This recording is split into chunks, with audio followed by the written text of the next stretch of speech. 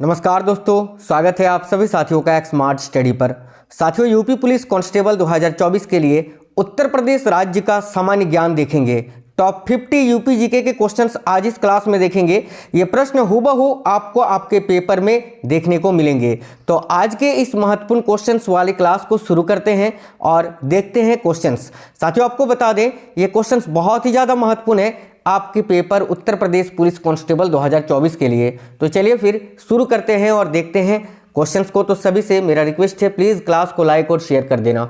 देखते हैं क्वेश्चन साथियों, और पहला क्वेश्चन आपकी स्क्रीन पर आज के क्लास का पहला क्वेश्चन है। देखिए, किसके छल के कारण तात्या टोपे को गिरफ्तार कर लिया गया था? तो साथियों ध्यान देना, काफ़ी महत्वपूर्ण प्रश्न है। इनमें से किसने छल किया था जिस छल के कारण तात्या टोपे को गिरफ्तार कर लिया गया था अंग्रेजों के द्वारा? तो ध्यान से देखिए, राइट आंसर होगा मान सिंह के कारण। ठीक है, मान सिंह के छल के कारण जो है अंग्रेजों के द्वारा तात्या टोपे को गिरफ्तार कर लिया गया था। राइट आंसर हो जाएगा ऑप्शन नंबर डी, मान सिंह। आगे देखिए, तात्या टोपे को कब फांसी दे दी गई? काफ़ी अच्छा क्वेश्चन है। तात्या टोपे को कब फांसी दे दी गई थी, ये पूछा जा रहा है। तो याद रखिएगा साथियों, देखिए तात्या टोपे को 1859 में, ठीक है, 1859 में हजारों लोगों के बीच में खुले मैदान में अंग्रेजों के द्वारा फांसी दी गई थी। याद रखना। तो राइट आंसर होगा option number C, 1859। Next question है, बेलन नदी घाटी की खुदाई किसके निर्देशन में कराई गई थी? तो देखिएगा, बेलन नदी घाटी की जो खुदाई हुई थी वह किसके निर्देशन में कराई गई थी? तो साथियों याद रखिएगा, प्रोफेसर GR शर्मा के निर्देशन में। इस क्वेश्चन के लिए करेक्ट आंसर हो जाएगा option number D, professor GR Sharma. Next question है, पंडित मदन मोहन मालवीय का जन्म कब हुआ था? तो देखिए, पंडित मदन मोहन मालवीय, इनका जन्म कब हुआ था ये पूछा जा रहा है। तो साथियों याद रखना, option number B right answer हो जाएगा 1861 में। 1861 ईस्वी में पंडित मदन मोहन मालवीय का जन्म हुआ था।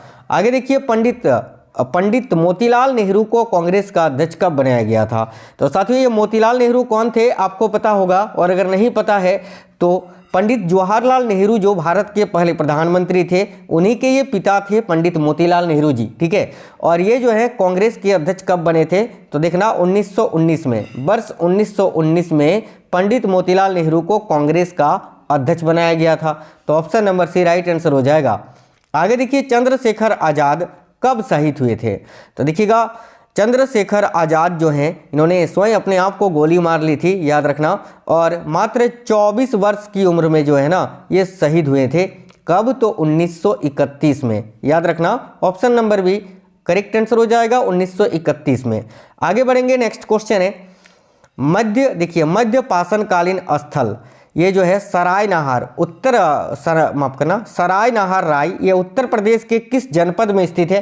काफ़ी महत्वपूर्ण प्रश्न है। तो देखिए, मध्य पाषाणकालीन स्थल जो है ये सराय नाहार राय, ये उत्तर प्रदेश के किस जनपद में स्थित है? तो देखना करेक्ट आंसर हो जाएगा प्रतापगढ़ में। ऑप्शन नंबर सी करेक्ट है, प्रतापगढ़।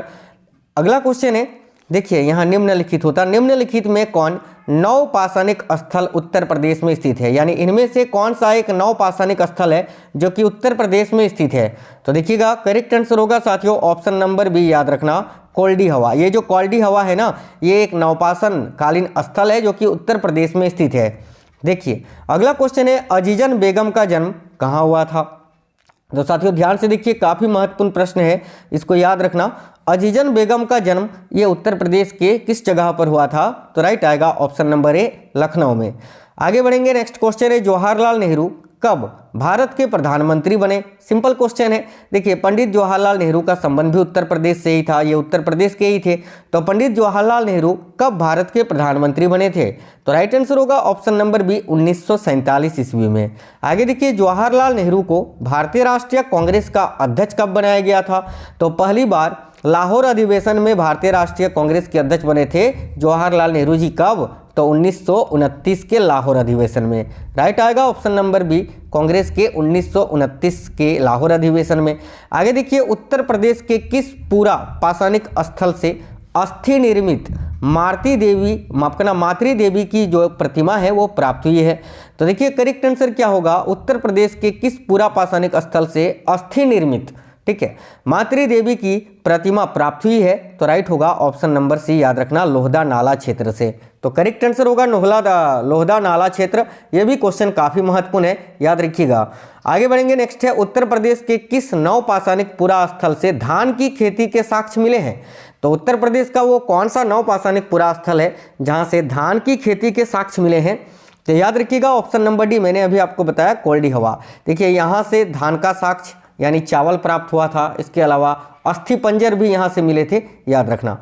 आगे देखिए पंडित जवाहरलाल नेहरू का जन्म कब हुआ था। तो देखिए पंडित जवाहरलाल नेहरू जी का जन्म कब हुआ था, तो याद रखिए 1889 में। ऑप्शन नंबर ए 1889 में पंडित जवाहरलाल नेहरू का जन्म हुआ था। आगे देखिए 1857 के विद्रोह में किसे पकड़ने हेतु अंग्रेजों ने 1 लाख का इनाम रखा था। तो भाई 1857 का जो विद्रोह हुआ था उस वक्त अंग्रेजों ने इनमें से किसको पकड़ने के लिए 1 लाख का इनाम रखा था। तो याद रखना काफ़ी अच्छा क्वेश्चन है, नाना साहब को पकड़ने के लिए, ठीक है। तो यहाँ आपका राइट आंसर होगा नाना साहब, ऑप्शन नंबर सी। आगे देखिए पंडित मदन मोहन मालवीय किस गोलमेज सम्मेलन में भाग लिया था इन्होंने।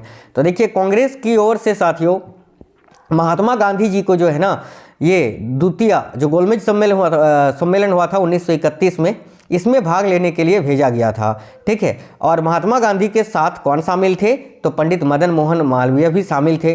तो भाई द्वितीय गोलमेज सम्मेलन करेक्ट आंसर आएगा ऑप्शन नंबर सी, द्वितीय गोलमेज सम्मेलन, याद रखिएगा, जिसमें गांधी जी और पंडित मदन मोहन मालवीय ने भाग लिया था। आगे देखिएगा राज्य के किन जिलों से नवपाषाणिक साक्ष्य प्राप्त हुए हैं।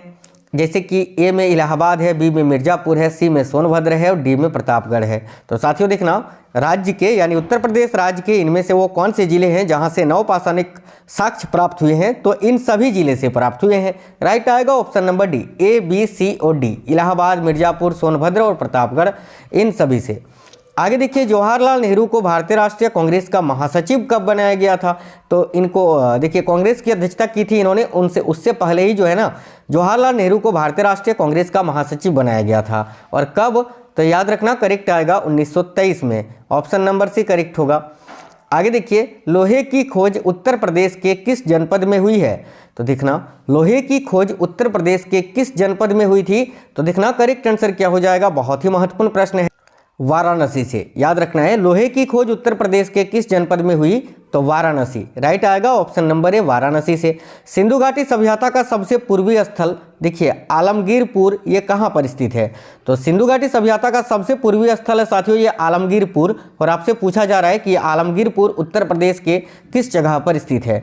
तो देखना करेक्ट आंसर हो जाएगा ऑप्शन नंबर सी, मेरठ में, याद रखना आलमगीरपुर जो है ये मेरठ में स्थित है। आगे देखिए उत्तर प्रदेश में ताम्रपाषाणिक सभ्यता का साक्ष्य किस स्थान से प्राप्त हुआ है। तो देखिए उत्तर प्रदेश में ताम्रपाषाणिक सभ्यता का जो साक्ष्य है वो इनमें से किस स्थान से प्राप्त हुआ है। Option number A correct answer होगा, याद रखना देखिए सहारनपुर से, है ना, सहारनपुर, ऑप्शन नंबर ए यहाँ आपका करेक्ट आंसर हो जाएगा। आगे देखिए नेक्स्ट है मल्ल महाजनपद उत्तर प्रदेश के किस जनपद में स्थित था। तो देखना भाई मल्ल महाजनपद जो है उत्तर प्रदेश के किस जनपद में स्थित था। तो देखिए राइट होगा ऑप्शन नंबर सी, कुशीनगर में। आगे देखिए कपिलवस्तु वर्तमान उत्तर प्रदेश के किस जनपद में अवस्थित था। तो कपिलवस्तु जो है ना वर्तमान में उत्तर प्रदेश के किस जनपद में अवस्थित था। तो देखना करेक्ट आएगा ऑप्शन नंबर बी, गोरखपुर में। आगे देखिए 16 महाजनपदों में से कितने महाजनपद वर्तमान उत्तर प्रदेश वाले भूभाग में स्थित है। तो टोटल 16 महाजनपद है जिसका उल्लेख अंगुत्तर निकाय में मिलता है, लेकिन यहाँ पूछा यह जा रहा है कि 16 महाजनपदों में से कितने महाजनपद वर्तमान उत्तर प्रदेश वाले भूभाग में स्थित है। तो याद रखना 8 महाजनपद, है ना, ऑप्शन नंबर सी करेक्ट होगा, 8 महाजनपद उत्तर प्रदेश में है। आगे देखिए बौद्ध धर्म का पालना किस राज्य को कहा जाता है, बहुत ही महत्वपूर्ण प्रश्न है। तो याद रखना बौद्ध धर्म का पालना ये उत्तर प्रदेश को कहा जाता है साथियों, option number C right answer होगा। आगे देखिए ऋषिपतन या मृगदाव का आधुनिक नाम क्या है, यानी इनमें से किसको पहले ऋषिपतन या मृगदाव के नाम से जाना जाता था। तो याद रखना सारनाथ को साथियों, सारनाथ का ये प्राचीन नाम है। सारनाथ को पहले ऋषिपतन या मृगदाव के नाम से जाना जाता था, याद रखना। आगे बढ़ेंगे नेक्स्ट है बुद्ध काल में उत्तर प्रदेश में मुख्य कितने गणराज्य थे। यानी गौतम बुद्ध के काल में उत्तर प्रदेश में कितने मुख्य गणराज्य थे? तो देखना, याद रखना 7 गणराज्य थे मुख्य, है ना। ऑप्शन नंबर भी करेक्ट होगा 7। आगे देखिए, महावीर स्वामी के समय जैन धर्म का प्रमुख केंद्र कहाँ था? अब महावीर स्वामी जैन धर्म के 24वें व अंतिम तीर्थकर थे और इनके समय में जैन धर्म का प्रमुख केंद्र कहाँ पर था? तो याद रखिएगा Varanasi, Uttar Pradesh. Option number A right होगा, वाराणसी में। अगला क्वेश्चन है, पांचाल महाजनपद की राजधानी। देखिए, पांचाल महाजनपद जो थी उसकी राजधानी जो है, देखिए कंपिल्य का संबंध उत्तर प्रदेश के किस जनपद से है? तो कंपिल्य का संबंध उत्तर प्रदेश के किस जनपद से है? तो याद रखना करेक्ट आएगा फर्रुखाबाद से। यहाँ पर आपको यह भी याद रखना है कि पंचाल महाजनपद की राजधानी जो है वो कहाँ पर थी? तो भाई कांपिल्य में।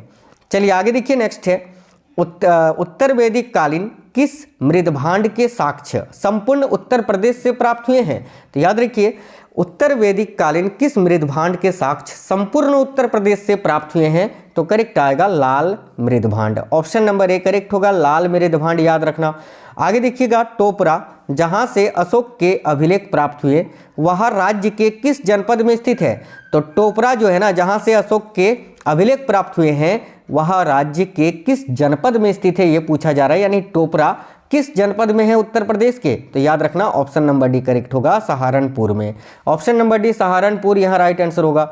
अयोध्या का शिलालेख किस वंश के शासकों ने लिखवाया था? तो ध्यान से देखिएगा साथियों, अयोध्या का जो शिलालेख है ये किस वंश के शासकों ने लिखवाया था?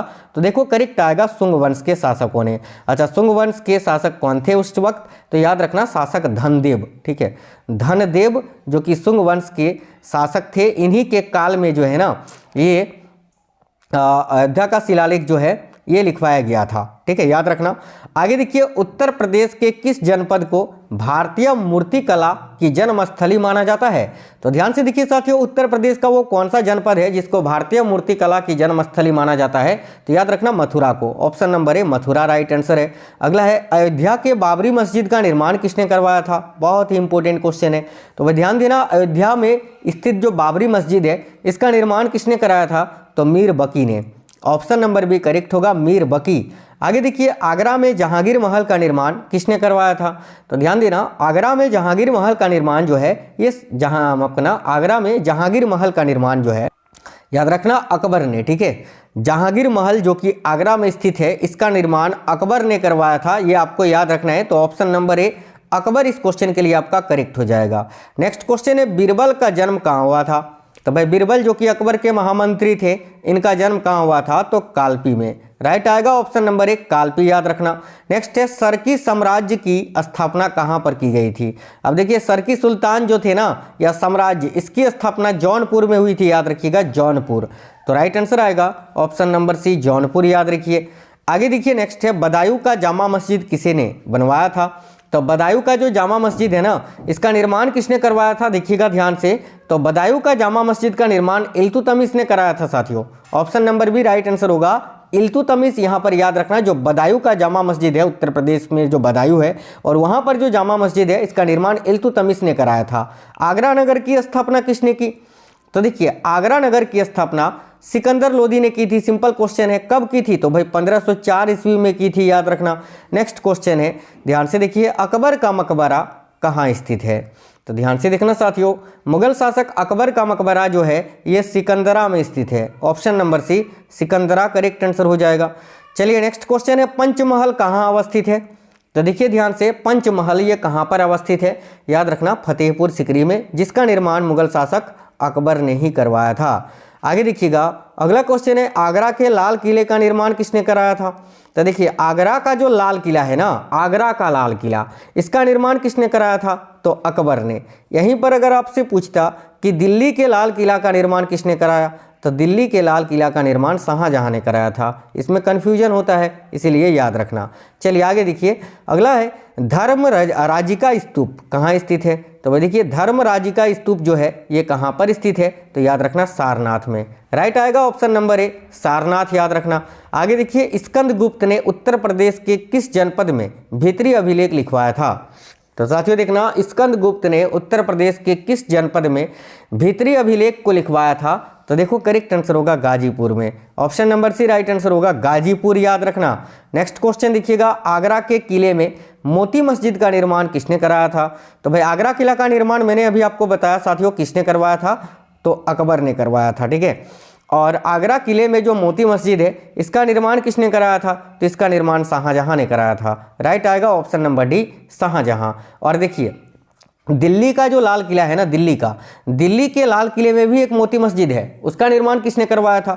तो दिल्ली का जो लाल किला है उसके अंदर जो मोती मस्जिद है उसका निर्माण कराया था औरंगजेब ने। ये भी याद रखना, औरंगजेब, ठीक है। इस सब में कंफ्यूजन होता है, थोड़ा सा सिमिलर है ना, सेम टाइप के हैं। आगे देखिए 1857 के विद्रोह का नेतृत्व बरेली में किसने किया?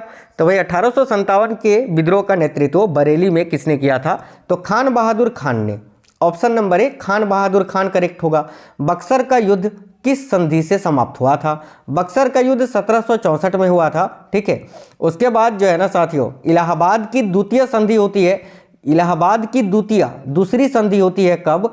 तो 16 अगस्त, याद रखना 16 अगस्त 1765 में, यानी बक्सर के युद्ध के बाद, ठीक है, 1765 में। और उसी संधि के साथ जो है बक्सर का युद्ध समाप्त होता है। तो राइट आएगा ऑप्शन नंबर ए इलाहाबाद की दूसरी संधि, जो कि 1765 में हुई थी। आगे देखिए बक्सर के युद्ध में अवध के किस नवाब ने भाग लिया था? अब बक्सर का जो युद्ध हुआ था उसमें अवध का कौन सा नवाब था जिसने भाग लिया था? तो देखो करेक्ट आंसर आएगा ऑप्शन नंबर ए, याद रखना सुजाउद्दौला या सिराजुद्दौला, आपका ना सिराजुद्दौला है ना, याद रखना option number A correct answer होगा। आगे देखिए नेक्स्ट है, स्वतंत्र अवध राज्य की स्थापना किसने की थी? बहुत ही महत्वपूर्ण प्रश्न है। तो देखिए स्वतंत्र अवध राज्य की स्थापना किसने की थी? तो option number A correct answer होगा, याद रखिएगा सआदत खां बुरहान उल मुल्क ने। करेक्ट आएगा ऑप्शन नंबर ए सआदत खां बुरहान उल मुल्क, जिन्होंने स्वतंत्र अवध राज्य की स्थापना की थी। अंतिम क्वेश्चन है क्लास का, 1857 के विद्रोह का नेतृत्व कानपुर में किसने किया? तो 1857 का जो विद्रोह हुआ था उसका नेतृत्व कानपुर से किसने किया था? तो तात्या टोपे ने। याद रखना option number C correct answer होगा, तात्या टोपे। तो साथियों बहुत ही महत्वपूर्ण प्रश्न थे। आपको आज के ये क्वेश्चंस कैसे लगे हैं जरूर कमेंट बॉक्स में बताइए, और प्लीज़ वीडियो को अपने सभी दोस्तों तक जरूर शेयर कर दीजिए। चलिए तो मिलते हैं नेक्स्ट वीडियो में, तब तक के लिए जय हिंद, वंदे मातरम।